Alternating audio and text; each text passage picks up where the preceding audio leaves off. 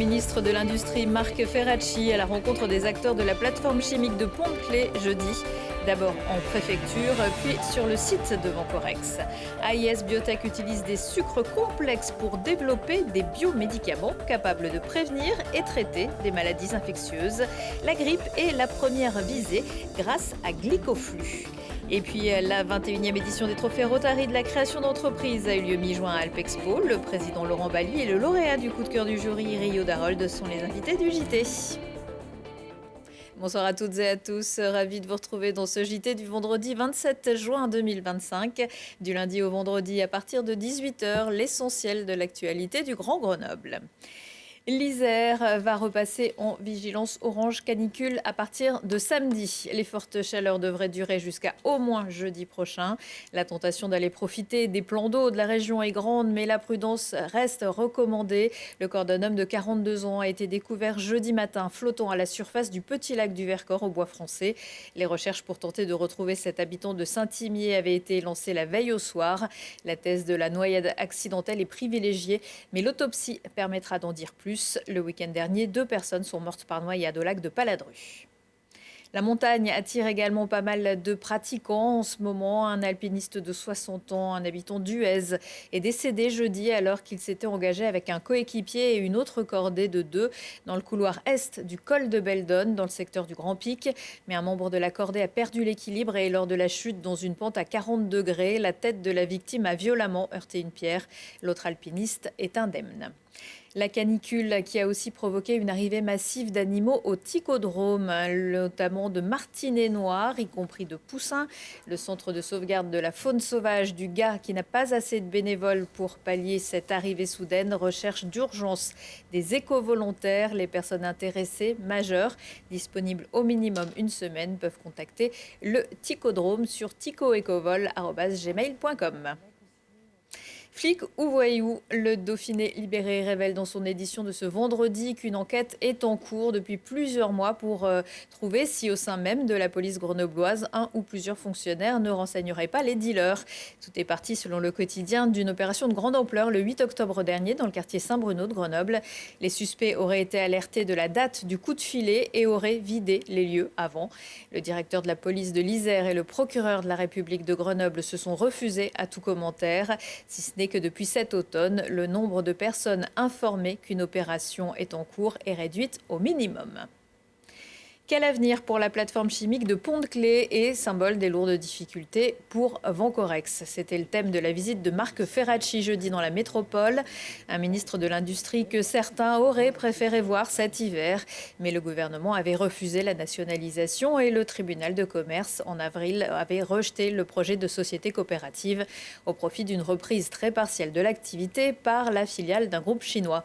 Après un comité de pilotage en préfecture, Marc Ferracci s'est rendu sur le site dans l'après-midi, mais à l'arrivée, aucune annonce significative. Les enjeux, c'est d'abord d'accompagner le reclassement des salariés qui n'ont pas encore trouvé d'opportunités professionnelles. C'est de faire en sorte que ces reclassements puissent intervenir dans des délais brefs et dans des conditions satisfaisantes, notamment en termes de localisation.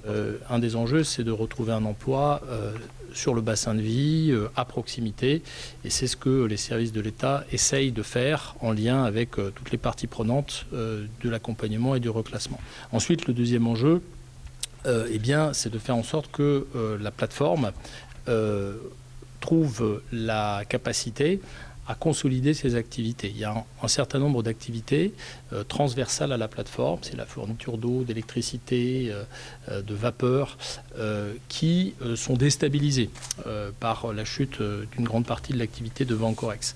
C'est la raison pour laquelle j'ai souhaité discuter avec des entreprises de la plateforme pour comprendre ce qu'étaient les problématiques afin que la plateforme de Pont-de-Claix puisse continuer d'être active dans les prochains mois, dans les prochaines années, dans de bonnes conditions et puisse continuer d'être attractive. Des pistes pour rebondir.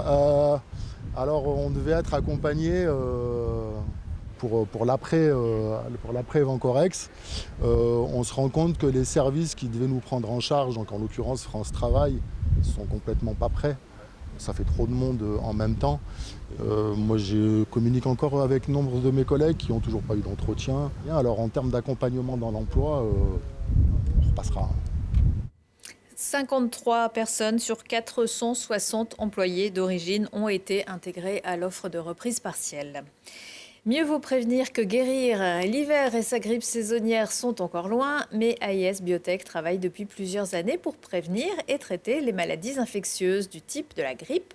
Cette entreprise grenobloise développe des biomédicaments à partir de sucres complexes. Les explications de Mirko Pesci.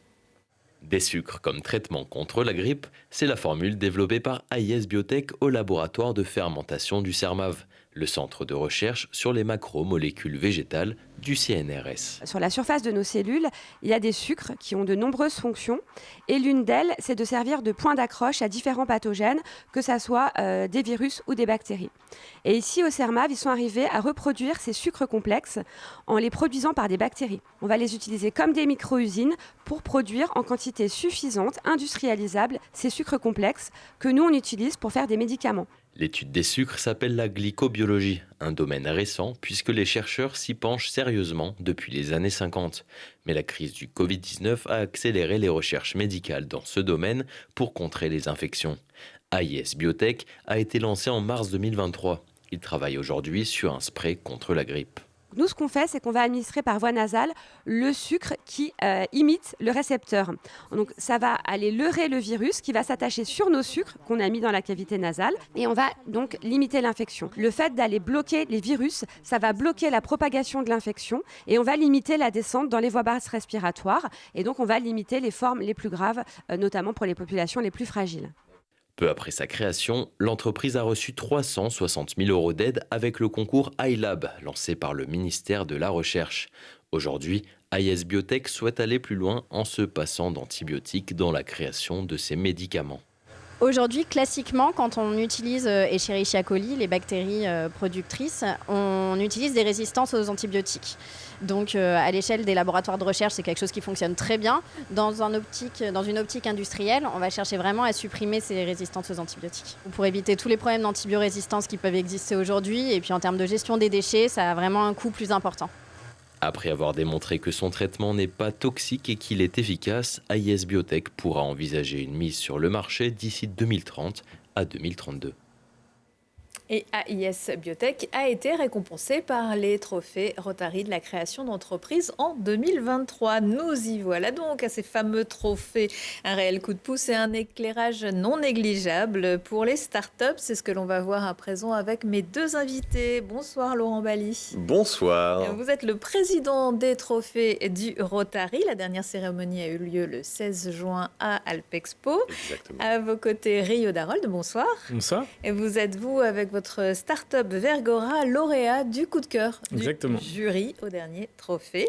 C'était donc la 41e édition. Ça fait pas mal d'entreprises mises en 21e, pardon. Je suis allée beaucoup plus vite. J'espère que vous aurez des 41e. Ira forcément à la 41e. Donc ça fait une soixantaine d'entreprises. Exactement. Ce sont des entreprises qui sont vraiment qui bourgeonnent ou voire même des reprises. Oui, alors c'est surtout sur la phase création, projet et début de création d'entreprise. Donc on s'adresse aussi bien aux porteurs de projets, ce qui est le cas de Rio, que des jeunes entreprises qui globalement ont moins de 3 ans. Le but, c'est de soutenir les entreprises dans ces phases où elles ont vraiment besoin d'avoir le coup de pouce qui va leur faire passer certaines étapes. Et on a le gros avantage à Grenoble d'avoir un terreau entrepreneurial qui est extrêmement développé et qui est extraordinaire. Vous, Rio, je crois que vous étiez même passé par les pépites osées de l'Université Grenoble-Alpes. Exactement. Donc vous avez déjà eu une première expérience pour présenter votre projet. Tout à fait. Et j'avais commencé avec plusieurs projets différents en arrière, que j'ai tous testés plus ou moins. Et c'est vrai que j'ai fait 2 ans de statut étudiant entrepreneur à Pépites osées. Comment sont choisies ces entreprises lauréates? Quels sont les critères? Qu'est-ce que vous allez chercher? Alors, il y a une phase de candidature où on va aller chercher les entreprises qui vont être alignées avec les valeurs du Rotary. Le trophée est organisé en fait par les Rotary Club de Grenoble. On a 6 piliers sur lesquels on se fonde. Et par exemple, Rio faisait partie du pilier sur la partie environnement. On va voir l'adéquation entre les valeurs de l'entreprise et les valeurs du Rotary. Le but du jeu, c'est de trouver les entreprises qui vont pouvoir agir pour le monde de demain. Est-ce que ces entreprises, elles postulent ou vous allez les chercher un peu partout? Alors, Il y a un concours? elles postulent, il y a un concours. On fait bien sûr un peu de communication pour que ce trophée soit connu. Donc, on passe pas mal par les incubateurs du coin. On fait de la publicité sur les réseaux. Et ça nous permet en fait de pouvoir faire cette découverte de lauréats qui passent ensuite devant un jury.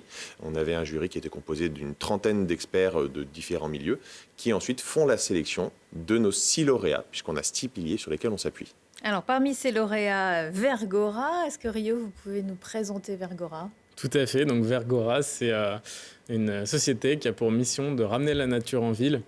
Donc concrètement, en fait, on va faciliter l'émergence des projets de végétalisation sur les bâtiments qui existent déjà. Donc, c'est pas vous qui vous occupez du projet, vous mettez en relation les gens? tout à fait. En fait, on va permettre aux différents propriétaires de connaître en quelques clics le potentiel de végétalisation de leur bâtiment, les coûts associés, les aides associées, l'impact que ça peut avoir sur l'environnement. Et derrière, on va aider le propriétaire à trouver le bon professionnel qui va réaliser les travaux et aussi à améliorer le bilan économique en sollicitant des financeurs engagés. Alors, il y a déjà quelques toits végétalisés à Grenoble. On voit que c'est souvent des propositions, notamment du budget participatif. Et puis, voilà, il y a de quoi faire. Et entre le soleil, de l'eau et tout ça, ça devrait bien pousser. Bah, ça devrait bien pousser, effectivement. Il faut faire attention à avoir une bonne maintenance derrière. Mais, ouais, parce que c'est pas simple quand même. On peut pas faire n'importe quoi sur n'importe quel toit. Est-ce que voilà, ça s'adapte pas forcément sur des vieux bâtiments ou... C'est régi par beaucoup de règles, c'est vrai. Il faut faire attention à beaucoup de paramètres. Et c'est aussi pour ça que Vergora est là, pour permettre une préqualification du bâtiment. En fait, par exemple, le support de charge du bâtiment, c'est-à-dire le poids qu'il peut supporter, la localisation, l'orientation. Il y a énormément de paramètres qui rentrent en jeu. Et on est aussi là pour permettre de faire une étude de faisabilité sur un bâtiment ou un parc en général. Voilà, et puis tout ce verre, ça va permettre d'absorber un peu de dioxyde de carbone? Tout à fait. Alors ça ne va pas être la fonction principale parce qu'il faut beaucoup de surface pour arriver à avoir un impact profond là-dessus. Par contre, là où ça va être super utile, c'est sur l'absorption des eaux pluviales pour éviter les inondations. Ça va être sur le rafraîchissement global de la ville. On le voit ici à Grenoble, on est en train de cuire. Ouais. Et ça permettrait de faire baisser de 2 à 5 degrés la ville si tous les toits étaient végétalisés. Donc c'est quand même un gros plus. Ouais. Ouais, ça va plutôt aller dans ce sens avec évidemment des pluies, des épisodes de pluie violents, moins fréquents, mais plus violents. C'est ce qui vous a séduit. Je ne sais pas si vous étiez membre du jury, mais puisque c'est coup de cœur du jury, c'est quand même un beau prix. Alors oui, moi j'étais dans le jury, mais pas en tant que participant du jury, mais quand Rio a présenté son projet, en fait, ce qui a tout de suite convaincu le jury, c'était la mission. On voit que le monde est en train de changer. On évoquait le fait qu'il y ait des pluies qui sont de plus en plus violentes. Et c'est à nous de nous adapter à ce monde qui change aussi. Et donc, il faut qu'on mette en place les actions qui vont nous permettre de le corriger. Et c'est vraiment les fondements de ces trophées, c'est d'aider les entreprises qui vont nous aider à avoir un monde de demain qui sera meilleur. Et Rio s'inscrit complètement dans cette logique-là. Donc, on est très content de l'avoir avec nous. Aujourd'hui, à quoi ça va vous servir ce prix du Rotary? Il y a un petit chèque, un gros chèque. C'est combien? C'est 8 000 €. Ah, pas mal.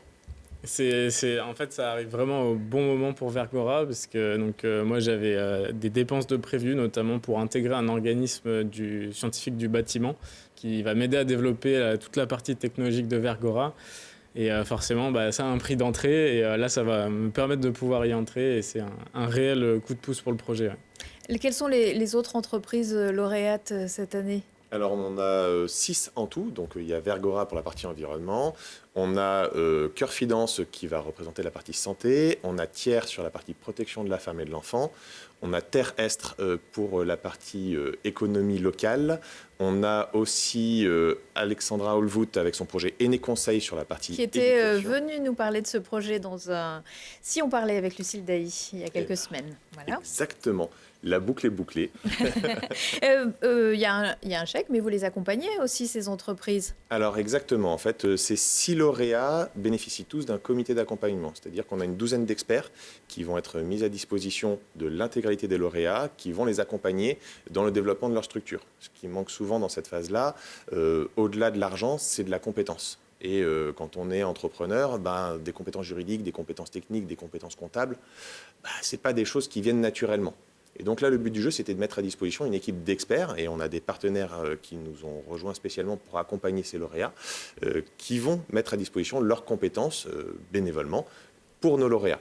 Et au-delà de ça, peut-être que ça peut mettre un coup de projecteur pour peut-être attirer des business angels sur ces entreprises. Le but du jeu, c'était aussi de donner un coup de pouce en termes de visibilité. On a quand même eu 350 personnes qui sont venues à cette soirée. On a plus d'une quarantaine de partenaires à cette édition. On a vraiment eu beaucoup de projecteurs pour ces projets qui ont pu vraiment mettre en avant leur savoir-faire, leur mission et leurs ambitions. Eh bien, merci beaucoup à tous les deux. Rio, on viendra peut-être faire un reportage quand vous aurez installé votre premier toit végétalisé. Avec grand plaisir. Merci, on suivra tout ça très près. Merci. Quelques idées de sortie pour ce week-end et pêle-mêle de façon non exhaustive parce qu'il y a beaucoup de propositions. Uriajon samedi soir pour découvrir de jeunes compagnies régionales et nationales dans un cadre de verdure idéal, un grand toit végétalisé. Sans oublier le bal grandeur nature proposé comme tous les ans par le maître de cérémonie de l'événement, le chorégraphe grenoblois Jean-Claude Galota, qui a créé l'événement en 2016. Autre ambiance au parc Marius Carnet de Saint-Égrève avec vendredi et samedi la fête du travailleur alpin. Des concerts comme Debout sur le Zinc ou Desert Street samedi, mais aussi une rencontre avec François Ruffin, une conférence avec Laurence Ruffin, et puis des discussions sur l'avenir des communes ou encore la financiarisation du football avec le directeur du GF38, entre autres. Samedi soir au Jardin de Ville, ce sera la dernière soirée du Festival du film court en plein air de Grenoble où sera dévoilé le palmarès de la 48e édition. Et quelques mètres plus loin, c'est l'été sur les quais qui débarque à Grenoble pour 3 samedis de 18h à minuit. Une piétonisation sur les quais Saint-Laurent, Perrières, place de la Simèze. Des animations gratuites et variées entre ateliers culturels, sportifs, expos, jeux, initiation au canoë, au monocycle, ateliers de croquis botaniques et concerts bien sûr. Aujourd'hui, dans Si on parlait, 10 ans après la dernière édition, les Mandrinades reviennent célébrer le contrebandier le plus célèbre de l'histoire dans sa ville natale de Saint-Étienne-de-Saint-Joire. Les habitants s'affairent autour des artisans, couturières, clavaliers pour une plongée festive dans le milieu du XVIIIe siècle. Les gardiens de la mémoire et du patrimoine nous racontent cette histoire sur le plateau de Si on parlait. Le maire Michel Véron, son conseiller patrimoine Michel Demange, l'écrivain Yves de Chazourne et Sylvie Gros. Et en fin d'émission, notre chroniqueur herboriste et docteur en pharmacie, Stéphane Rossi, nous donne ses bons conseils pour passer un été serein. Retour de l'actu dans 1 heure et en replay sur télégrenoble.net. La météo de votre week-end à suivre. On se quitte en musique avec The Butt Shakers. Quel beau nom de groupe, qui se produiront dimanche soir en plein air au Touvet dans le cadre du Crazy Blues Festival. Juste avant, vous pourrez aussi écouter le bassiste-chanteur Luc Blackstone. Belle soirée et excellent week-end à tous.